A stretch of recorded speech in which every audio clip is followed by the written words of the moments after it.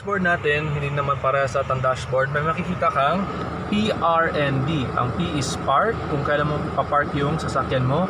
R is reverse, kung kailan ka magbabacking-backing. Neutral is hindi naka-engage ang transmission at wheels mo at engine mo. Nandyan lang yan. Tapos may D, drive, parang forward, diba? Pero ano tong dalawa to? L at 2. So okay, I'm here to teach you, no? Ang L and 2 are lower gears para sa sasakyan. Usually gamit to siya pangakyat sa mga steep angles or pababa from steep angles na mga roads.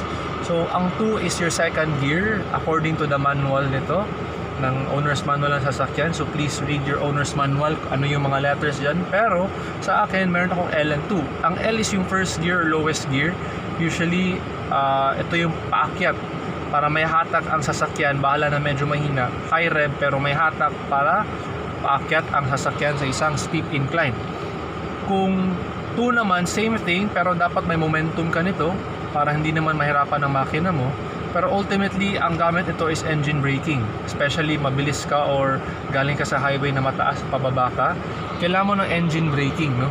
Ano yung engine brake? So sa manual kasi, pag i-engage mo yung gear tapos hindi ka naglalagay ng gas, mag-engine brake yan. Bale, para may internal friction ng engine mo dahil sa kanyang compression dun sa pistons. Pag automatic, hindi kasi ito siya manual. Pag automatic, we have a torque converter and may computer tayo kasi bago na to mga computerized itong mga makina natin at transmission. Pag naka-computer ka, engine brake, automatically siya mag-engage. Pag nilet go mo ang gas, tapos konting tapak sa brake, mag-shift siya sa lower gear, parang naka-engine brake for safety. Yan ang automatic. Sir, tanong lang, ba't hindi pwede sa drive na lang all throughout? Pwede nga. Yung sinabi ko, pag nilet go mo ang gas, tapos sa tapak ka sa brake ng konti, mag-engine brake siya. Pero if gusto mo ng mas manual control or mas gusto mong ma-feel yung engine brake, mas malakas sa engine brake, isa-select mo yung 2, then yung L.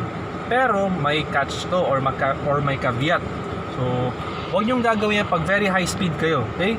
Be-brake muna kayo. Tapos, example, naka-drive kayo, very high speed, mga 80 kilometers per hour, let's say 120 kasi highway. Example, US standard, highway. Tapos bigla kayo magtutu at L, naku, masisira ang inyong transmission. By possibility, hindi talaga sira, pero may possibility nga. Huwag nyong gagawin yan. Gagawin nyo, be-brake nyo muna. Ang gagawin nyo is be-brake muna kayo, then dahan-dahan shift sa 2 at a specified speed. Dito is, I'm not sure, about 60 miles per hour, that's 90 kilometers per hour. Tapos kung 45 kilometers per hour na kayo, pwede na kayo mag-engage ng L. I'm not sure sa inyong mga sasakyan kasi high-tech na yan Pero as much as possible, if you want a very smooth experience, lagay nyo sa drive, D lang. Kasi automatic na yung computer. Pero if gusto nyo talaga, like expert kayo, feel nyo yung sasakyan, gusto ko na engine brake. For example lang, emergency situation. Uy, nawala ng brake ko, nawala yung preno. So gagawin ko, i-engage ko agad sa L, bahala na masira transmission. Because safety first talaga tayo pag driving, guys. So engage mong 2, then L, and kung pwede, turn off your engine as much as possible.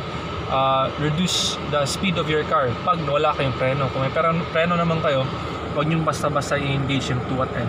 D lang kayo most of the time, okay? Except kung alam nyo yung sasakyan nyo. Gets ba?